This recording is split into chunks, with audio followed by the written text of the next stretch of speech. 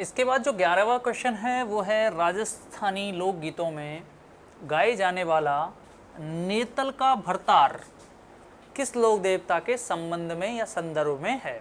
ठीक है, तो दोस्तों देखो नेतल का भरतार, भरतार किसको बोलते हैं, पति को बोलते हैं। ठीक है, तो नेतल जी के पति कौन थे, नेतल जी किसकी पत्नी थी या नेतल जी के पति कौन थे, तो आपको पता होना चाहिए रामदेव जी जो हैं ये नेतल जी के पति थे। ठीक है, इनके बारे में ये भी आ सकता है अजमाल जीरा टावर, अजमाल जीरा टावर, यानी कि अजमाल जी के क्या थे, ये बेटे थे। ठीक है, तो अजमाल जीरा टावर और नेतलरा भरतार किसको कहा जाता है, तो रामदेव जी को कहा जाता है। ठीक है दोस्तों, अच्छा इसी क्रम में हम आगे चलते हैं कि किस लोक देवता की ख्याति 4 हाथों वाले लोक देवता या 4 हाथों वाले देवता के रूप में हुई है।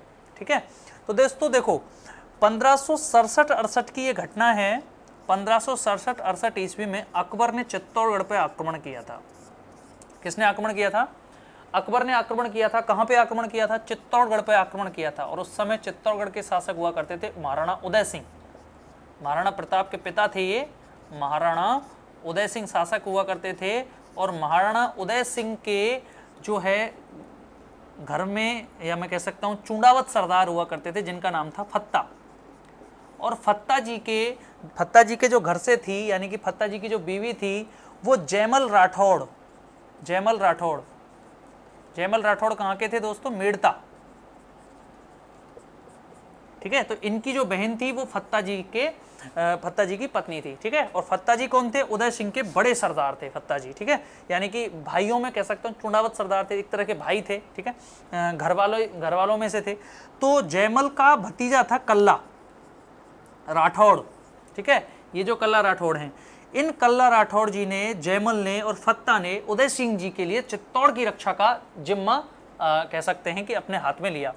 चित्तौड़ की रक्षा के लिए इन्होंने अकबर से युद्ध किया। तो अकबर से युद्ध के दौरान शाम के समय जब जयमल जो दीवारें थी चित्तौड़ की जो टूट गई थी, ठीक है, विस्फोट के कारण, तो उनकी जब मरम्मत करा रहे थे तो अकबर की गोली जो है वो जयमल के पैर में लगती है। जयमल के जब पैर में लगती है तो जयमल जो है वो कल्ला जी से कहता है कि भाई कल्ला, अब मेरे पैर में विष भर चुका है, केवल फत्ता जी एक ही सरदार रह गए और बड़े सरदार जयमल थे, यानी कि इनको रणनीति की ज़्यादा जानकारी थी। ठीक है, तो जयमल कल्ला जी से कहते हैं कि अब हमें युद्ध करना है, केसरिया करना है, और केसरिया के दौरान मैं कैसे लड़ूंगा, तो कल्ला जी ने कहा कि ताऊ जी आप हमारे कंधों पर बैठोगे। ठीक है, तो कल्ला जी ने जयमल जी को अपने कंधों पर बिठाया और कंधों पर बिठाने के बाद अकबर से युद्ध किया।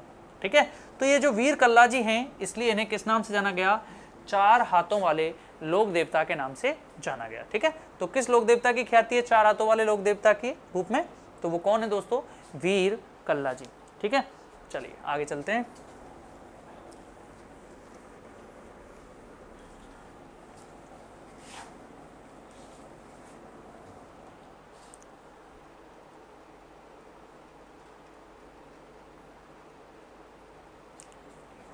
अब है राजस्थान के किस लोक देवता के माता पिता का नाम हंसा देवी और लोहट जी था।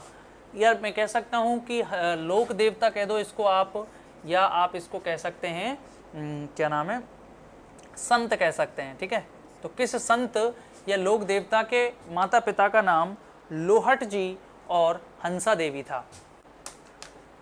तो वो लोक देवता कौन से थे दोस्तों, ध्यान दीजिए यहाँ पे, जाम्भोजी। ठीक है, जाम्भोजी को कई नामों से जाना जाता है, जम्भनाथ, या इनको कहा जाता है जम्भेश्वर। ठीक है, जम्भेश्वर, जम्भनाथ और जाम्भोजी। ठीक है, इनके माता का नाम क्या था, इनकी माता का नाम था हंसा देवी और इनके पिताजी का नाम क्या था, लोहट जी।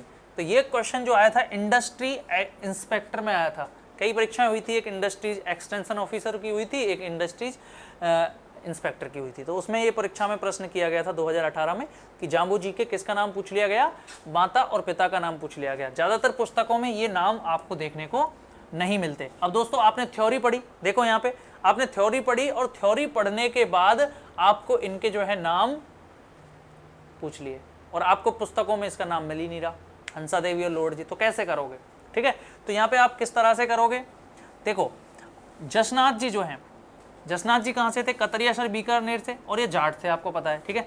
तो इनके नाम जो होते वो जाट टाइप के होते। धन्ना जी ये भी जाट थे, तो जाट टाइप के नाम होते। पीपा जी ये खींची चौहान थे, कहाँ से थे? झालावाड़ से, ठीक है, गागरोण के राजा थे, तो इनके नाम जो है वो राजपूती टाइप के होते। जाम्बो जी ये विष्णोई हुए थे, तो जाम्बो जी से इनके नाम फिर भी मिलते जुलते लग रहे हैं, जैसे लोहट जी और हंसा देवी, ठीक है। तो इस तरह से यहाँ पे प्रश्न आपको सॉल्व करना होता है। क्लियर है? आपको कुछ समझ आ रहा है यहाँ से? चलिए, इसी तरह 14वां प्रश्न है, साथू गांव में किस लोक देवता का विशाल मंदिर है जहां प्रतिवर्ष भादवा सुदी नवमी को मेला लगता है?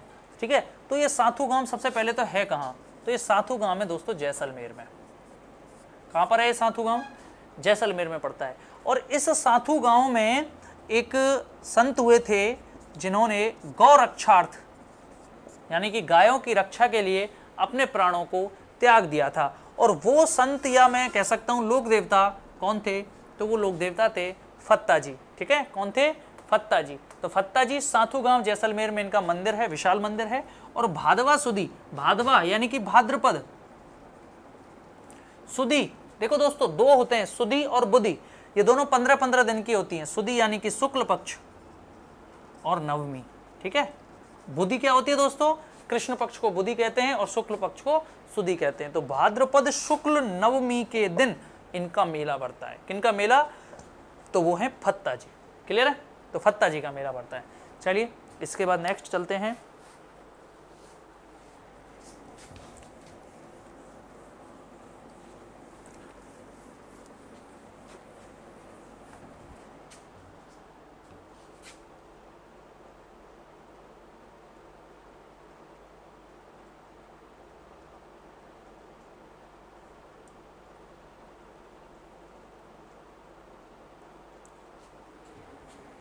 इसके बाद है कि गायों की रक्षा के लिए अपने प्राणोत्सर्ग करने वालों में कौन प्रसिद्ध हैं? ठीक है, तो दोस्तों ज़्यादातर जो लोक देवता थे उन्होंने अपने जो प्राण उत्सर्ग किए थे वो किसके लिए किए थे? गायों की रक्षा के लिए ही किए थे। उनमें जो प्रसिद्ध नाम हैं वो दोस्तों मैं आपको यहाँ पे गिनवा देता हूँ। तेजा जी, ठीक है, तेजा जी ने किसकी गायों की रक्षा के लिए प्राण उत्सर्ग किए? तो वो कौन थी? देवल चारणी, सॉरी लाछा गुजरी, ये आप लिख सकते हैं, मैं साफ क्लियर लिख देता हूं इसको अच्छे से। तेजा जी हैं, तेजा जी ने किसकी गायों की रक्षा की? लाछा गुजरी। लाछा गुजरी की गायों को मेर के मीणा ले गए थे, तो उनसे युद्ध किया इन्होंने तेजा जी ने, और इनकी गायों को लेकर आए लाछा गुजरी की गाय। दूसरे हैं आपके गोगा जी, ठीक है, गोगा जी ने भी गायों की रक्षा की, और गायों की रक्षा के लिए महमूद गजनवी से युद्ध किया। किससे युद्ध किया? महमूद गजनवी, एक विदेशी आक्रांत था जिसने भारत को 17 बार आक्रमण किए थे भारत पर, महमूद गजनवी, उससे गोगा जी अपने पूरे परिवार के साथ लड़े। लगभग बताया जाता है कि इनका 100 से ज्यादा का परिवार था, उनके सबके साथ लड़े थे, ठीक है। तो गोगा जी ने भी गायों की रक्षा के लिए युद्ध किया था। पाबू जी,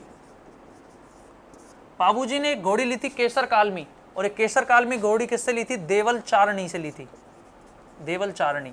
इस देवल चारणी ने जब इसको घोड़ी दी पाबू जी को, तो इनका जो जीजा था, पाबू जी का जो जमाई था, सॉरी जीजा था, सॉरी जमाई नहीं जीजा, वो इनसे नाराज हो गया। वो जायल का शासक था। जायल कहां पर है दोस्तों? नागौर में, ठीक है। इनकी तो बड़ी तगड़ी कहानी है पाबू जी की। तो जायल नागौर का था। जींद्राव खींची, जींद्राव खींची नाराज हो गया, नाराज होकर उसने देवल चारणी की गायों को छुड़ाने का फैसला किया। किस दिन? देखो ध्यान दीजिए, पाबू जी की हो रही थी शादी, पाबू जी की जब शादी हो रही थी तब जींद्राव खींची अपना बदला निकालने के लिए, शादी में तो गया नहीं, अपनी पत्नी से क्या कहा, यानी कि पाबू जी की बहन से क्या कहा? पाबू जी की बहन से कहा कि मैं कहाँ जा रहा हूँ? इसकी शादी में जा रहा हूँ, पाबू जी की शादी में आ रहा हूँ। और चले कहाँ गए? चले गए देवल चारणी से गाय लेने, ठीक है, क्योंकि इन्होंने अपनी जो घोड़ी थी वो किसे दी थी? पाबू जी को, ना कि इसको, इसलिए इसका युद्ध हो गया यहाँ से। तो देवल चारणी की गायों को जब ले जा रहे थे, पाबू जी को पता लगा, तो पाबू जी 3.5 फेरे बीच में छोड़ दिए पाबू जी ने, और 3.5 फेरे छोड़ करके पाबू जी युद्ध के लिए जाते हैं। किससे? अपने जीजा से, जींद्राव खींची से युद्ध करते हैं, और जींद्राव खींची से युद्ध करते हुए वीर गति को प्राप्त हो जाते हैं। इनके भाई थे पाबू जी के, जिनका नाम था बूढ़ो जी, बूढ़ो जी भी वीर गति को प्राप्त हुए, पूरा परिवार मर गया, जीनराव खींची ने सारे परिवार का विनाश कर दिया, केवल एक बचे जिनका नाम था रूपनाथ जी, या इनको कहा जाता है झरडा जी। रूपनाथ जी या झरडा जी, केवल एक जीवित बचे, और बाद में रूपनाथ जी या झरडा जी अपने ननिहाल गुजरात चले गए। और जब गुजरात से आए तो लगभग इनकी उम्र 12 से 14 वर्ष के आसपास थी। 12 से 14 वर्ष की आयु में इन्होंने, रूपनाथ जी ने इस जीनराव खींची को मारकर अपने परिवार का बदला लिया था। चलो दोस्तों, मैं बात बता रहा था आपको किसकी, गौरक्षार्थ जिन्होंने युद्ध किया, तो पाबू जी ने भी गौरक्षार्थ युद्ध किया था। इसके साथ ही मल्लीनाथ जी ने भी गौरक्षार्थ युद्ध किया था, और उन्होंने मालवा के सूबेदार से युद्ध किया था। मालवा का सूबेदार कौन था? निजामुद्दीन, निजामुद्दीन से युद्ध किया था। ठीक है, तो इस तरह से ये प्रसिद्ध लोक देवता हैं जिन्होंने गौरक्षार्थ युद्ध किया। तो इनमें ऑप्शन में है, गोगा जी भी ऑप्शन में है, तो गोगा जी ने गौरक्षार्थ युद्ध किससे किया? महमूद गजनवी से किया। तेजा जी ने गौरक्षार्थ किससे युद्ध किया दोस्तों? तो तेजा जी ने किससे किया दोस्तों, बताइए? तेजा जी ने किया आपके मेर के मीणाओं से। ठीक है, इसी तरह पाबू जी ने किससे किया? जीनराव खींची अपने जीजा से किया। ठीक है, तो ये सारे के सारे, चौथा ऑप्शन है उपयुक्त सभी, तो आपको उत्तर क्या देना है कि सभी के सभी ने किससे युद्ध किया? गौरक्षार्थ युद्ध किया था किसी न किसी से। ठीक है, तो ये यहाँ पे आप लिख सकते हैं इनको कि किस लोक देवता ने किस व्यक्ति के साथ युद्ध किया था। ठीक है, चलिए आगे चलते हैं।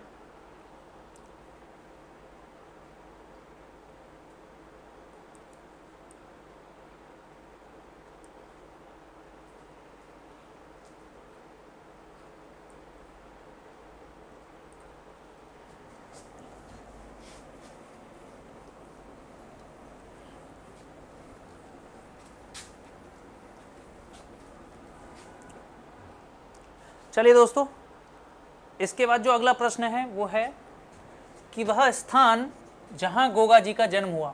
तो ये आपको मैं पहले ही बता चुका था, गोगा जी का जन्म कहाँ हुआ था? ददरेवा, जो कहाँ पड़ता है? चूरू। पर्वतसर नागौर में पड़ता है। देखो यहाँ पे ध्यान दीजिए, पर्वतसर में किसका मंदिर है? तेजा जी का। खडनाल, खडनाल में किसका जन्म हुआ था? तेजा जी का जन्म हुआ था। कतरियासर, कतरियासर कहाँ पर है? बीकानेर। ठीक है, और यहाँ पे किसका जन्म हुआ था? कतरियासर में, कतरियासर में जन्म हुआ था आपके संत जसनाथ जी का। ठीक है, जसनाथ जी का संबंध कहाँ से है? कतरियासर से। क्लियर? चलिए अगला प्रश्न है, निम्न में से कौन राजस्थान के लोक देवता नहीं है? ठीक है, कि एक ऐसा नाम है जो राजस्थान के लोक देवताओं में से नहीं है। तो गोगा जी राजस्थान के लोक देवता हैं, किस क्षेत्र में के? नोहर हनुमानगढ़ में इनका मंदिर है। इसी तरह पाबू जी, पाबू जी भी राजस्थान के लोक देवता हैं। कोलूमंड, कोलूमंड गांव है कहाँ पे? फलौदी, और ये फलौदी कहाँ पर है दोस्तों? जोधपुर, यहाँ पे इनका मंदिर है। ठीक है, तीसरे हैं रामदेव जी, ये रूणीचा जैसलमेर में है। और चौथे हैं नामदेव जी, इन नाम के राजस्थान में कोई भी लोक देवता नहीं है। नामदेव जी दर्जी समुदाय के लोक देवता के रूप में पूजे जाते हैं, परंतु इनकी पूजा महाराष्ट्र में होती है, ध्यान रखना। ठीक है, तो देखो कहाँ से प्रश्न उठाया, महाराष्ट्र से आपको एक ऑप्शन मिल गया। ठीक है, तो नामदेव जी कहाँ से हैं? महाराष्ट्र से हैं। पाबू जी कहाँ से हैं? कोलूमंड। यानी कि निम्न में से कौन सा राजस्थान का लोक देवता नहीं है? तो उत्तर आपको कौन सा देना है? चौथा, नामदेव जी राजस्थान के लोक देवता नहीं हैं। चलिए आगे हम चलते हैं। गोगा जी का मेला किस माह में भरता है? क्या प्रश्न है? 18वां, कि गोगा जी का मेला किस माह में भरता है। चलिए, तो आपको मैंने बता चुका हूं पहले ही कि गोगा जी का मेला भाद्रपद में भरता है, और भाद्रपद में भी बताया था ना, प्रश्न में आया था कृष्ण नवमी, भाद्रपद कृष्ण नवमी को गोगा जी का मेला भरता है। ठीक है, माघ, माघ में किसी का मेला नहीं भरता, फाल्गुन में भी नहीं भरता, श्रावण में भी। ठीक है, तो इनमें ये आपके हो जाता है। अगला जो प्रश्न है वो है, निम्नलिखित में से कौन सा सुमेलित नहीं है? ठीक है, तो कौन सा सुमेलित नहीं है, इसको आप गौर से देखिए। तो पहला है गोगा जी, तो गोगा जी का मंदिर गोगामेडी में है, सुमेलित है, सही है। दूसरा है मल्लीनाथ जी, तो मल्लीनाथ जी का पिचियाक, पिचियाक कहाँ पे दोस्तों? जोधपुर में है पिचियाक। ठीक है, तो पिचियाक में है क्या मल्लीनाथ जी का? नहीं है, क्रॉस। कहाँ है मल्लीनाथ जी का? मालानी, या मैं कह दूं तिलवाड़ा, तिलवाड़ा, तिलवाड़ा कहाँ पे? बाड़मेर। मालानी बाड़मेर या तिलवाड़ा बाड़मेर में है, या इसको महेवा कह दो, महेवा या महेचा। ये कुछ भी ऑप्शन में हो आपको कर देना है सही, ठीक है, लेकिन आपको पिचियाग जोधपुर नहीं करना है। अच्छा, पाबूजी का मंदिर कहाँ पर है? कोलूमंड में है, बिल्कुल सही है। इसके अलावा तेजाजी का पर्वतसर में है मंदिर, तो बिल्कुल सही है, ठीक है। तो ये जो मल्लीनाथ जी हैं इनका पिचियाक में नहीं है, तो इसका मतलब आपको उत्तर कौन सा देना है? दूसरा नंबर, क्योंकि वो पूछ रहा सुमेलित नहीं है, तो कौन सा नहीं है सुमेलित? दूसरे नंबर का। मल्लीनाथ जी सुमेलित नहीं है, मल्लीनाथ जी के पिचियाक में नहीं, कहां पर है दोस्तों? तिलवाड़ा बाड़मेर में। क्लियर है?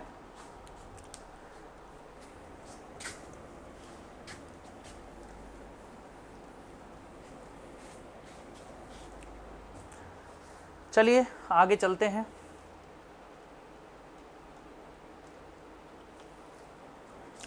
अब है तेजाजी के जन्म स्थल का नाम है। तो मैंने आपको बताया था तेजाजी का जन्म स्थल कहाँ हुआ था, जन्म कहाँ हुआ था? खडनाल। और ये खडनाल कहाँ पे पड़ता है? नागौर में। इनके पिताजी का नाम था ताहड़जी, ठीक है, ताहड़जी, और बाछल देवी इनकी माताजी का नाम था। चलिए देखो, अब है 21वां प्रश्न, जिला, यानी कि वह जिला जिसमें लोक देवता रामदेव जी की समाधि अवस्थित है।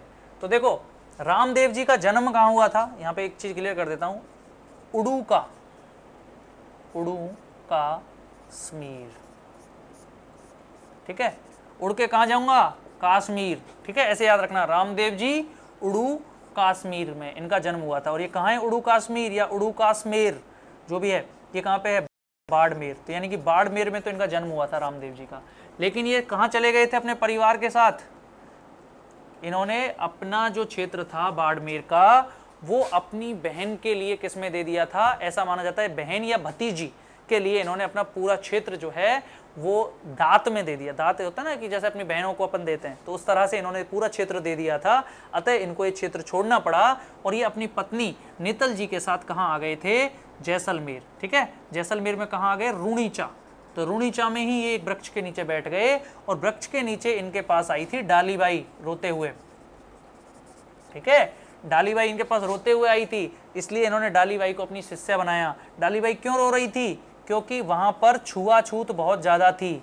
वो मेघवाल जाति से थी, यानी कि एससी से बिलोंग करती थी, और रामदेव जी छुआछूत में विश्वास नहीं रखते थे, इसलिए उन्होंने मेघवाल जाति की डालीबाई को अपना क्या बना लिया?